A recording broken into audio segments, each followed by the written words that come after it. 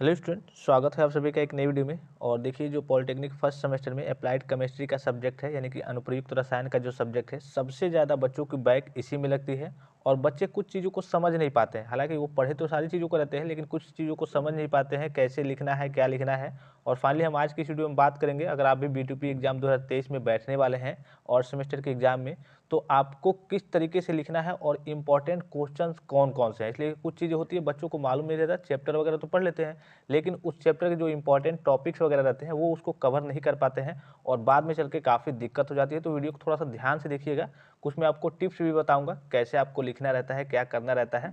इसलिए कि बहुत सारे बच्चे जो पॉलिटेक्निक फर्स्ट सेमेस्टर को होते हैं, वो उनको कुछ चीज़ें मालूम नहीं होती है, चूँकि हम लोग के पास एक्सपीरियंस है कि हाँ कैसे लिखा जाता है, क्या किया जाता है, कैसे क्वेश्चन वगैरह आते हैं। तो सारी चीज़ों को मैं आपको बताऊँगा, वीडियो को स्किप करके ना देखेंगे, ध्यान से सारी चीज़ों को देखेंगे, ठीक है।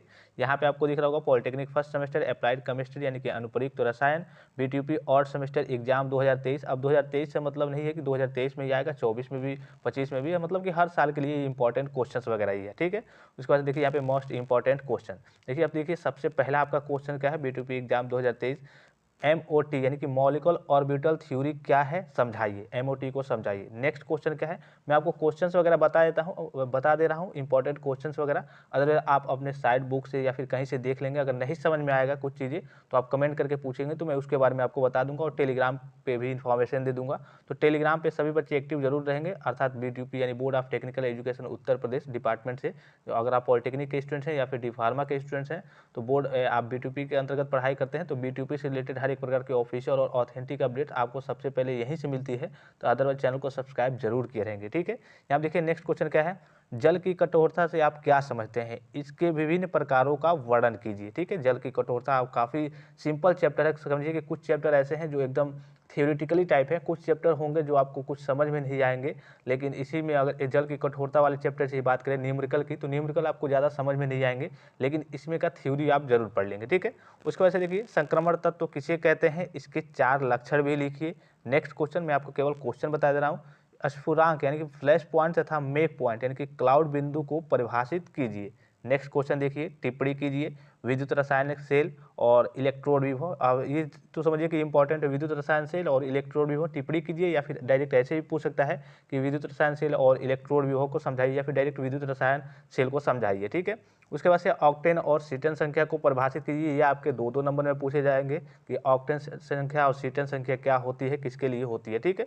उसके बाद से देखिए जैव बहुलक क्या होते हैं और किन्हीं 5 संश्लेषित जैव बहुलकों के नाम तथा इसके उपयोग भी लिखिए। देखिए जैव बहुलक जो चैप्टर है, और इसमें से काफ़ी तरीके के क्वेश्चन पूछे जाते हैं, उसमें कई सारे बहुलक भी हैं, तो आपको उसमें सारे टॉपिक्स को कवर करना पड़ेगा अगर आपको अच्छे मार्क्स लाने हैं तो। अदरवाइज अगर आपको थोड़े बहुत ही लाने हैं, यानी कि 30-35 तक लाने हैं, तो आप इस तरीके से सारी चीज़ों को देख सकते हैं, क्वेश्चन जो आपको बताया जा रहा है, ठीक है। उसके बाद से यहाँ देखिए नेक्स्ट क्वेश्चन क्या है, उदाहरण सहित संघनन तथा योगात्मक बहुलक में अंतर स्पष्ट कीजिए। यानी कि उदाहरण देखिए, इसका एग्जाम्पल इस चैप्टर में जो बहुलक वाले चैप्टर है, इसमें आपका एक डेफिनेशन तो मेन है, उसके बावजूद सबका एक एक उदाहरण, यानी कि सबका एक एक या फिर दो दो एग्जाम्पल आप जरूर पढ़ लेंगे। एग्जाम्पल काफ़ी ज़्यादा इंपॉर्टेंट है, कभी कभी डायरेक्टली एक या फिर दो नंबर में पूछ लेता है कि योगात्मक बहुलक के उदाहरण बताइए ऐसे, या फिर संघनन बहुलक के उदाहरण बताइए, एक उदाहरण बताइए, दो उदाहरण बताइए। अगर एक एक नंबर में पूछेगा तो ऐसे ही पूछ लेता है, ठीक है। तो उदाहरण आप जरूर याद रखेंगे। अब देखिए ये भी काफ़ी इंपॉर्टेंट क्वेश्चन है, बीओडी तथा सीओडी यानी कि बायोलॉजिकल ऑक्सीजन डिमांड और केमिकल ऑक्सीजन डिमांड पर संक्षिप्त टिप्पणी लिखिए या फिर टिप्पणी लिखिए। तो ये आपका तो कंफर्म है, लगभग बीओडी सीओडी हर बार पूछता है, समझिए कि एक तरीके से आउट क्वेश्चन। कुछ क्वेश्चन ऐसे होते हैं जो आउट तरीके कह लिए कि हाँ हर बार वो आते ही आते हैं। तो ये क्वेश्चन आपका बीओडी सीओडी लगभग की हर बार समझिए कि पूछा जाता है। लगभग 3-4 साल का आप पेपर उठा के देखेंगे तो बीओडी सीओडी अगर एक नंबर में पूछेगा, हो सकता है एक नंबर में केवल फुल फॉर्म पूछ ले, या फिर 2 नंबर में पूछे तो इसका डेफिनेशन पूछ लेता है, या फिर हो सकता है अगर 5 नंबर में पूछे तो आपका क्या करेगा, बीओडी तथा सीओडी पर दोनों पर संक्षिप्त टिप्पणी लिखिए, ठीक है। इस तरीके से अगर एक नंबर में पूछेगा तो केवल फुल फॉर्म दे देगा लिखने के लिए, या फिर 2 नंबर में दे देता है केवल डेफिनेशन लिख दीजिए इसका, या फिर अगर 5 नंबर में देगा तो दोनों एक साथ दे देगा कि बीओडी और सीओडी पर संक्षिप्त टिप्पणी लिखिए। लेकिन 5 नंबर में ज़्यादा ये देता है आपका 2 नंबर में ही देता है, ठीक है। उसके बाद से यहाँ देखिए एसपीडीएफ ब्लॉक से आप क्या समझते हैं, डी ब्लॉक तत्वों के लक्षण बताइए। और इसमें तीनों एसपीडीएफ जो ब्लॉक होते हैं, इन फिर सभी आपको ब्लॉक पढ़ने पड़ेंगे, और उसके लक्षण क्या है, विशेषताएं क्या है, ये आपको याद करनी पड़ेगी। काफ़ी आसान टॉपिक भी है, ठीक है। उसके बाद से संकरण यानी कि हाइब्रिडाइजेशन से आप क्या समझते हैं, sp, sp2, sp3 संकरण को उदाहरण देकर व्याख्या कीजिए। ये भी देखिए आपका जो हाइब्रिडाइजेशन है, इससे भी आपके हर साल क्वेश्चन पूछे जाते हैं और इसमें काफ़ी आसान टॉपिक है। थोड़ा सा आपको थोड़ा सा टफ लगता है बच्चों को, लेकिन काफ़ी आसान है और इसको आप जरूर पढ़ेंगे। ये भी आपको समझिए कि एक तरीके से इंपॉर्टेंट क्वेश्चन की कैटेगरी में है संकरण, ठीक है। उसके बाद से नेक्स्ट क्वेश्चन क्या है, सूचक की परिभाषा दीजिए, इनके प्रकारों का उदाहरण सहित वर्णन कीजिए। बहुत ज़्यादा इंपॉर्टेंट नहीं है, लेकिन कभी कभी ये पूछा जाता है, सूचक की परिभाषा और इसके प्रकारों का उदाहरण सहित वर्णन कीजिए। उसके बाद से देखिए ठोसों में बंध सिद्धांत की व्याख्या कीजिए, ये भी इंपॉर्टेंट क्वेश्चन है। नेक्स्ट क्वेश्चन, स्कंदन और टिंडल प्रभाव को समझाइए। देखिए कभी कभी तो स्कंदन नहीं पूछता है, लेकिन टिंडल प्रभाव को जरूर पूछता है कि हाँ टिंडल प्रभाव से आप क्या समझते हैं, टिंडल प्रभाव को समझाइए या फिर टिंडल प्रभाव की व्याख्या कीजिए। अब देखिए यहाँ पे जो टिंडल प्रभाव को समझाइए का मतलब ये नहीं, जैसे मान लीजिए कि टिंडल प्रभाव को परिभाषित कीजिए या फिर टिंडल प्रभाव पर संक्षिप्त टिप्पणी लिखिए, सबका लगभग एक ही मतलब होता है। अब इसमें आप कन्फ्यूजन में नहीं रहेंगे कि हाँ समझाइए, बताइए, व्याख्या कीजिए या फिर परिभाषित कीजिए, अलग अलग चीज़ें हैं, सारी एक ही चीज़ें हैं। बस आपको टिंडल प्रभाव से संबंधित जो भी चीज़ें आ रही हो उसको आपको लिख देना है।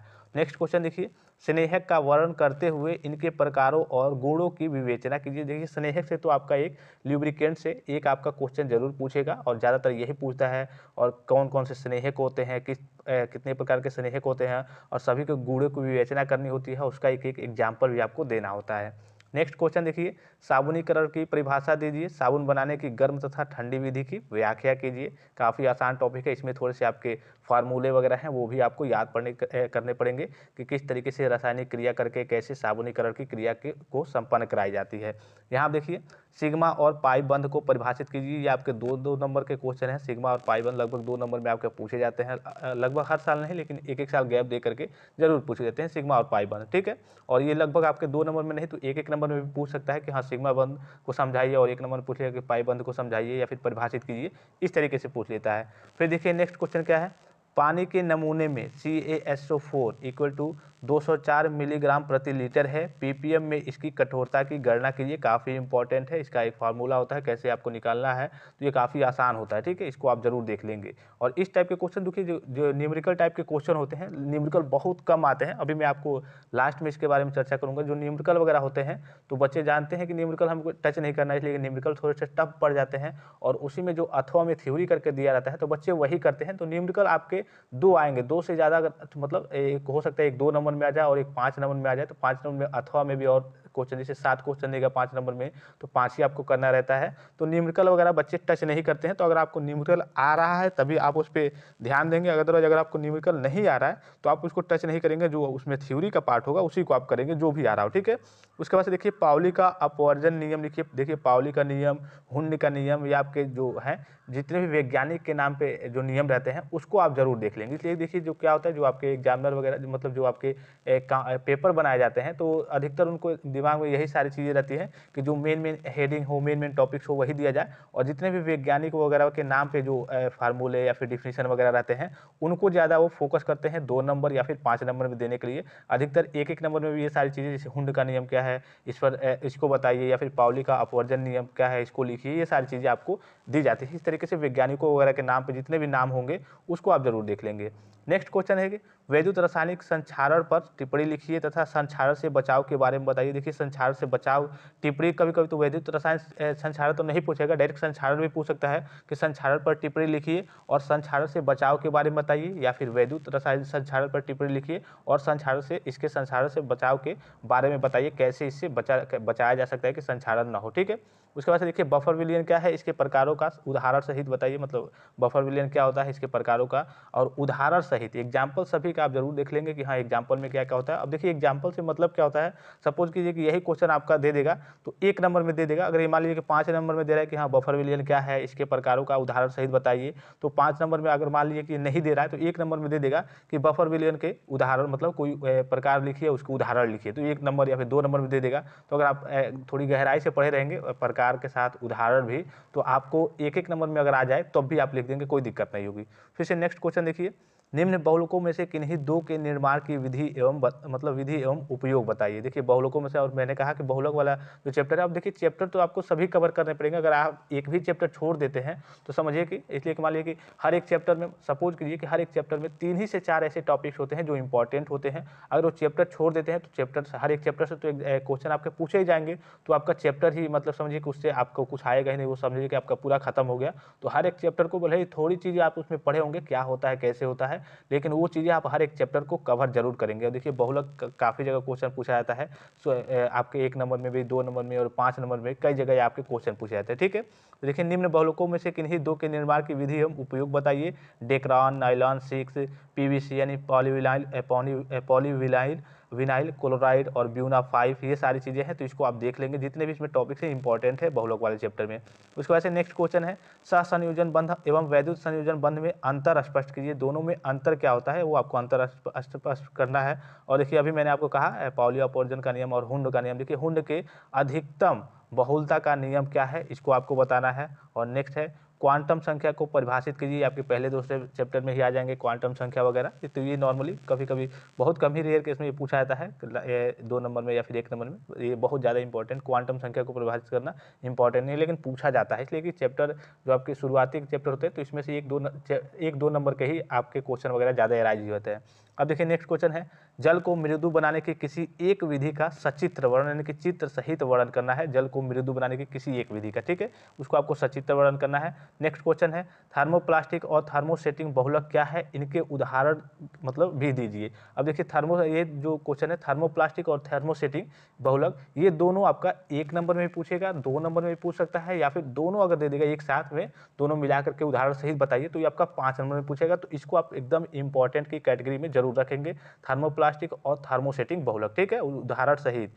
उसके बाद से नेक्स्ट देखिए, वर्निश क्या होता है, ये कितने प्रकार के होते हैं बताइए। देखिए बहुत ज़्यादा इंपॉर्टेंट ये क्वेश्चन नहीं है वर्निश और पेंट वाला, लेकिन कभी कभी वर्निश और पेंट दोनों जो क्वेश्चन दिख रहा है, वर्निश और पेंट एक ही चैप्टर का है, कोई एक आपसे पूछ लेता है, ठीक है।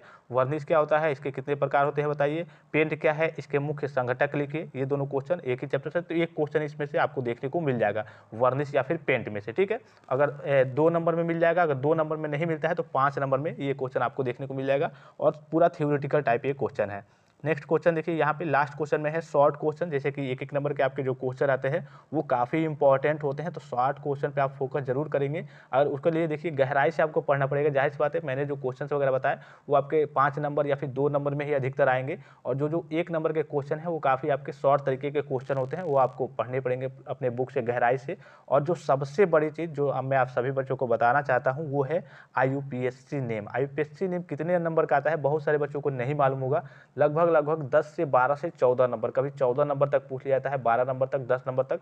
तो IUPAC नेम कंपलसरी है आपको पढ़ना, इसलिए कि मान लीजिए कि 50 नंबर में 10-12 नंबर यही पूछे जाते हैं, तो समझिए कि लगभग आपके 20% से अधिक यही केवल आपके IUPAC नेम ही पूछे जाते हैं। तो IUPAC नेम पे सभी बच्चे फोकस जरूर करेंगे। अगर आपको IUPAC नेम आता है, कभी कभी आता है कि IUPAC नेम दे देगा, उसका नाम लिखना रहेगा कि ये क्या है, मतलब कि केमिकल फार्मूले टाइप का दे देगा, उसका नाम लिखना रहेगा। कभी कभी नाम दे देगा, कहेगा इससे आप फार्मूला केमिकल रिएक्शन बनाइए। इस तरीके से दोनों पदों में देता है, दोनों तरीके से देता है। तो आपको IUPAC नेम पे बहुत ज़्यादा फोकस करना है, और आप कहेंगे तो मैं आपको कुछ प्रोवाइड भी करा दूंगा इंपॉर्टेंट IUPAC नेम, आप कमेंट करके बताइए। और चूंकि अभी तक आप पढ़ चुके होंगे, मेरा काम था आपको थोड़ा सा मोटिवेट करना और इंपॉर्टेंट क्वेश्चन वगैरह बता देना। चूंकि आप नए बच्चे हैं, आपको मालूम नहीं रहता है कि हाँ किस टाइप के क्वेश्चन पूछे जाते हैं, किस टाइप के क्वेश्चन एराइज होते हैं। तो IUPAC नेम पे आप सभी बच्चे फोकस जरूर करेंगे, बहुत ही ज़्यादा इंपॉर्टेंट है। अगर इसको आप तैयार कर लेते हैं, आप कई तरीके से एल्केन, एल्किन, एल्काइन, कई तरीके से, और उसके बाद से कई तरीके के और भी रिएक्शन वगैरह बहुत सारी चीज़ें होती है IUPAC नेम में। तो ये इस पे आपको फोकस जरूर करना है। सभी बच्चों से रिक्वेस्ट, अगर ये आपका छूट जाता है समझिए तो काफ़ी दिक्कत में आ जाएंगे आप। और केमिस्ट्री में जो नंबर मिलता है, कितना भी आप लिखेंगे, सभी क्वेश्चन आपको आ रहे हैं, तभी आपके 25-30 से ऊपर जाते भी नहीं है, बहुत दिक्कत होती है, ठीक है। इसलिए कि चूंकि हम लोग पास अनुभव हो किस तरीके से उसकी कॉपियाँ जांच होती है। अगर एक भी आपका रिएक्शन गलत हुआ, एक भी थोड़ा सा भी पॉइंट फार्मूला वगैरह गलत हुआ, तो आपके पूरे वो मार्क्स काट दिए जाते हैं। तो इसलिए आप IUPAC नेम पे ज़्यादा फोकस करेंगे कि कम से कम आपके 12 नंबर 14 नंबर आ रहे हैं, तो 6 नंबर से ऊपर ही, मतलब 8 नंबर 9 नंबर हो जाए। तो इसमें अगर इतना हो जाएगा तो और सारी चीज़ें जो थियोरेटिकल चीज़ें हैं उसमें लिख लेंगे, तो कम से कम आपके पासिंग मार्क्स या फिर कह लीजिए कि 20 से 25 से ऊपर ही आपके मार्क्स वगैरह आएंगे, ठीक है। तो IUPAC नेम काफ़ी इंपॉर्टेंट है। एक और चीज़ जो सभी बच्चों को बतानी है, अगर आप चाहें, आपके ऊपर डिपेंड करता है, जैसे कि पहले 1-1 नंबर के क्वेश्चन आते हैं, फिर 2-2 नंबर के क्वेश्चन आते हैं, तो कभी-कभी क्या होता है 1-1 नंबर के मान लीजिए कि 5 या फिर 10 क्वेश्चन आए, तो बच्चे उसी में उलझे रह जाते हैं और 1-1 नंबर के क्वेश्चन में सोचते-सोचते उनका समय काफ़ी ज़्यादा वेस्ट हो जाता है और समय आपको मिलता है 2.5 घंटे। चूँकि मेरा जो एक्सपीरियंस है, मैं अपने एक्सपीरियंस के अकॉर्डिंग बता रहा हूँ, हम लोग के साथ भी या फिर सभी बच्चों के साथ भी पहली बार यही होता है, वो समय पे ध्यान नहीं दे पाते हैं और पता चलता है कि हाँ 1-1 नंबर 2-2 नंबर के क्वेश्चन करते हुए 15 नंबर का टोटल क्वेश्चन किया और पता चले कि 1.5 घंटे 2 घंटे बीत गए और 2-2 सभी 5-5 नंबर के क्वेश्चन जो हैं वो बाकी ही हैं, आपके 25 नंबर 30 नंबर भी बाकी हैं। तो आप कोशिश करेंगे, अगर आपको आता हो, अगर 1-1 नंबर का क्वेश्चन आता हो तब तो आप तो जल्दी-जल्दी लिख लेंगे बहुविकल्पी या फिर 1-1 नंबर 2-2 नंबर के क्वेश्चन आ रहे हो। तो अगर आपको नहीं आता है, उसमें कुछ कन्फ्यूजन है, तो आप पीछे से भी कर सकते हैं। पीछे से करने का मतलब आप 5-5 नंबर के क्वेश्चन जो आपको आते हैं पहले वो कर सकते हैं। तो 5-5 नंबर में आपको मान लीजिए कि 5 में 2 मिल गया, 3 मिल गया, तो आप 5 क्वेश्चन अटेम्प्ट कर रहे हैं, तो 5 में अगर 3-3 भी मिलेगा तो 5-3 15 नंबर आपके यही हो गए। उसके बाद से जो आपको 1-1 नंबर और 2-2 नंबर का आता है वो कीजिए इस तरीके से। मतलब मेरा जो एक्सपीरियंस है, और मैंने भी उल्टा ही किया था, तो उल्टा सीधा करने से कोई मतलब नहीं होता। ये नहीं कि एग्जामिनर नंबर काट लेंगे, आपने उल्टा किया है, तो आप उल्टा ही कीजिए, सीरियल वाइज 5वां कीजिए, फिर चौथा कीजिए, फिर तीसरा, इस तरीके से पीछे से भी करेंगे तो 5-5 नंबर के जब आपके अटेम्प्ट हो जाएंगे तो 1-1 नंबर वाले में कोई दिक्कत नहीं होगी। आप खुद सोच के देख सकते हैं, या फिर अगर आप इस बार किसी भी सब्जेक्ट का पेपर देंगे, पहले जब 1-1 नंबर 2-2 नंबर देखेंगे, जैसे मैथमेटिक्स की बात करें, पहला पेपर है, तो बहुत सारे बच्चे 1-1 नंबर 2-2 नंबर में उलझे रह जाते हैं और पता चले कि 1.5 घंटे 2 घंटे निकल जाते हैं और उनको पता चलता है अरे यार मेरा तो 5-5 नंबर का सभी क्वेश्चन अभी बाकी ही है। तो बहुत सारे बच्चे जो थोड़े कह लीजिए कि पहले से जिनके पास अनुभव होता है और कई जो उनके सीनियर या फिर जो पढ़े हुए रहते हैं, पॉलिटेक्निक किए रहते हैं, उनको बताए रहते हैं, तो वो यही कहते हैं कि हाँ, आप पीछे से अगर आपको शुरू के क्वेश्चन नहीं आ रहे हैं, अगर आपको शुरू में उलझन हो रही है 1-1 नंबर 2-2 नंबर में, इसलिए कि दिमाग 1-1 2-2 नंबर में ही खराब हो जाता है कभी-कभी बच्चों का, तो आप पीछे से कर सकते हैं कि पीछे से आपके 5-5 नंबर का चूँकि जाएँगे,